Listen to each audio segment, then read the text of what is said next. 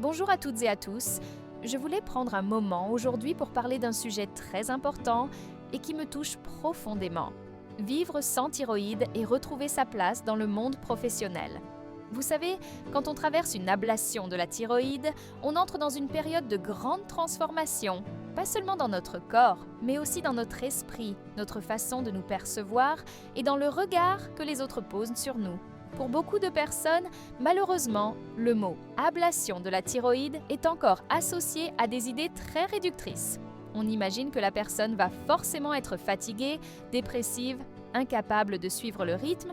Ce sont des clichés, des jugements souvent posés sans comprendre ce que vit vraiment la personne. J'en sais quelque chose. À mon retour au travail, j'ai entendu des choses douloureuses comme ce jugement hâtif de mon patron qui, sans même me demander comment j'allais, a conclu que j'étais forcément dépressive juste parce que sa belle-mère avait vécu la même opération. C'est une blessure qui fait mal, parce qu'on a l'impression d'être réduite à une étiquette, à un diagnostic, alors qu'on est bien plus que ça. On est un être humain avec ses forces, ses fragilités, mais surtout sa capacité à avancer, à se réinventer. Vivre sans thyroïde, c'est vrai que ça demande un ajustement. On prend un traitement hormonal tous les jours et parfois le corps met du temps à s'adapter. On peut ressentir de la fatigue, des moments où l'humeur vacille, où la concentration n'est pas au rendez-vous. Mais ce n'est pas une faiblesse, ce n'est pas une dépression systématique. C'est une phase de transition, un temps de rééquilibrage. Ce que je veux dire, c'est que vivre sans thyroïde ne signifie pas perdre sa capacité à être efficace, à être professionnel, à être pleinement engagé dans son travail.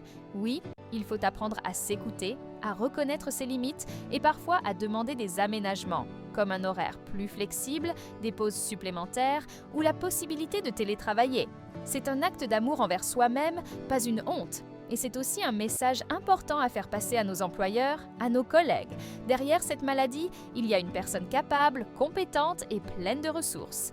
À vous qui vivez cette expérience, je veux dire ceci. Ne laissez jamais les préjugés ou les jugements hâtifs entamer votre confiance. Vous avez le droit d'exister pleinement avec vos fragilités et vos forces.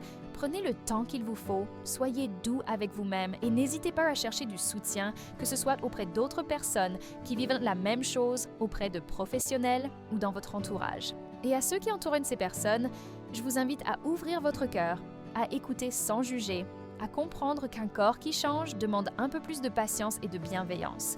Le monde du travail gagne à être un lieu humain où chacun peut exprimer sa valeur malgré les difficultés. La vie sans thyroïde est un chemin d'adaptation, certes, mais aussi un chemin de résilience, de force intérieure et parfois de redécouverte de soi. Alors ensemble, déconstruisons ces idées reçues. Ensemble, créons des espaces où la maladie ne définit pas la personne, où chacun peut retrouver sa place avec dignité et fierté.